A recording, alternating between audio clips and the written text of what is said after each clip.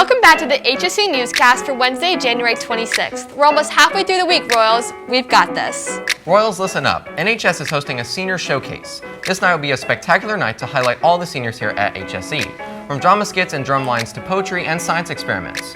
Along with the clubs and activities that may not be able to be performed, videos during the performance or a gallery around HSE will be shown. This event is open to all families and the HSE community. To sign up, look for the QR codes posted around the school. This night will take place on April 14th at 7 p.m. You will not want to miss this extravagant event.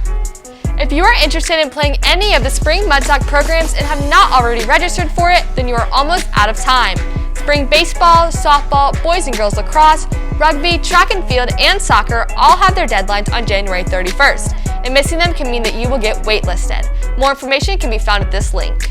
Attention all student drivers. Senator John Ford and Representative Jim Pressel are trying to pass Senate Bill 179 and House Bill 1035 in order to stop speeding in work zones in Indiana. Bill 179 will ticket if a car exceeds 11 miles per hour over the speed limit. These proceeds will go to funds for fallen state troopers. On the other hand, House Bill 1035 will ticket if a car exceeds 12 miles per hour over the speed limit. These proceeds will go to various work zone safety measures. Even if these don't become law, still be careful, Royals. It is still very illegal to drive recklessly in work zones. Next Wednesday is February 1st, which means the start of Black History Month. This year, Mrs. Cole Savage, Mr. Zerby, and Mrs. Safi created a wall to highlight the amazing and monumental works of Martin Luther King Jr. Here's Megan with more.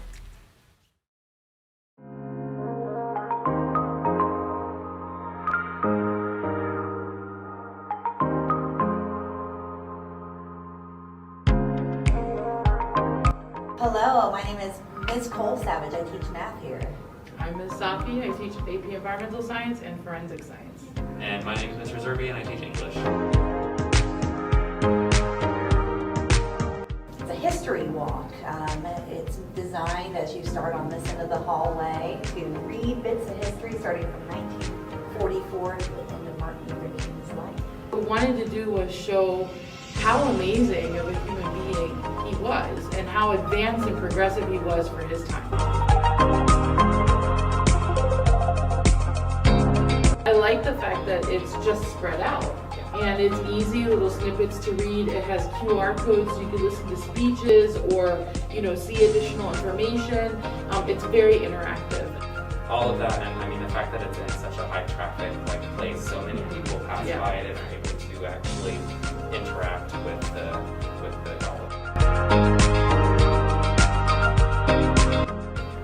There are so many things that are still uncovered about him that we don't talk about regularly. So having the opportunity to interact with those more obscure details about someone who is so famous really, helps to paint a better picture of who he was as a person.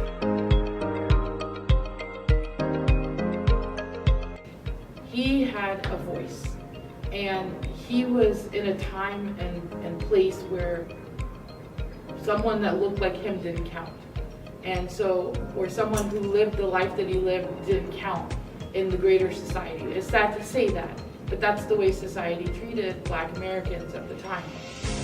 And so it was one of those, it's just so inspirational to see that you have a voice and you can use that voice and do so much good with that voice.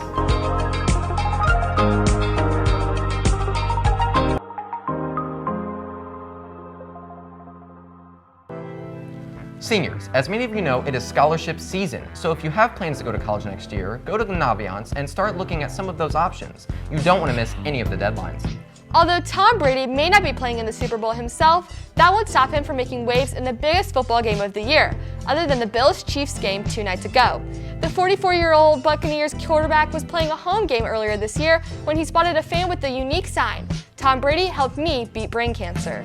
Brady was left with enough of an impression to catch up with the fan after the game, handing the 10-year-old Noah Reeve a free hat and the chance to meet his idol. Now Brady has upped the ante, buying Reeve and the rest of his family tickets to Super Bowl 56. Tom produced a special minute-long video telling his young fan of the great news, so make sure to keep an eye out for the red and black in the crowd at SoFi Stadium on Super Bowl Sunday. You see, Cece, I'm not even all about sports, but even I know Oladipo isn't on the Pacers anymore. That is true, but this was the one I could find, and it was also at Goodwill, and I'm broke and jobless, so. Kaiden, what about you? Do you have any jerseys? You see, despite the suit, I am completely financially depleted. Like, absolutely no money in my bank account. None. So on a scale from 1 to 10, we're thinking... Like a -4. Like, yeah. Yeah, that's fine. Well, the Pacers need support with tickets. Obviously, Kaiden's not buying any anytime soon, which really sucks. The Pacers lost to the Pelicans on Monday night, 113 to 117. The game was on Monday night, and like I said before, the Pacers put up a strong fight with leading by 2 points in the first quarter, 32 to 31, and tying in the second with 30 points scored on each team. As of right now, the Pacers are still 13th in the Eastern Conference, with the Pistons and the Magic following closely behind. The Pacers host the Charlotte Hornets tonight at 7, so be sure to tune in. They also visit the Oklahoma City Thunder Friday night at 8. Now for something a little different, something I haven't really done, and definitely chaotic, the NFL Divisional Round weekend. The weekend featured not 1, not 2, but 3 upset wins. All games ended with 1 score. All of them had walk-off field goals. The Cincinnati Bengals dethroned the number 1 seed, Tennessee Titans, almost single-handedly relying on rookie Evan McPherson. The LA Rams defeated the reigning champion Buccaneers at home, a heart-stopping 30-27 win. And the 49ers continued their rout against the Packers on Lambeau Field with a 13-10 win. And to end the weekend with a bang, Patrick Mahomes and the Chiefs knocked off Josh Allen and Buffalo Bills in an overtime victory in one of the most thrilling football games in the sport's history. But for school sports, the boys' freshman basketball team play against Fishers at home at 6 p.m. tonight, while the girls' C team basketball play against Westfield tomorrow night, also at 6 for the HCC tournament. Well, that's it, Royals. I hope Molly, Kaiden, and I were great faces to wake up to this morning. If you see us in the hallway, don't forget to say hi. I promise we don't bite. Don't forget to go on our socials, and see you next week, Royals.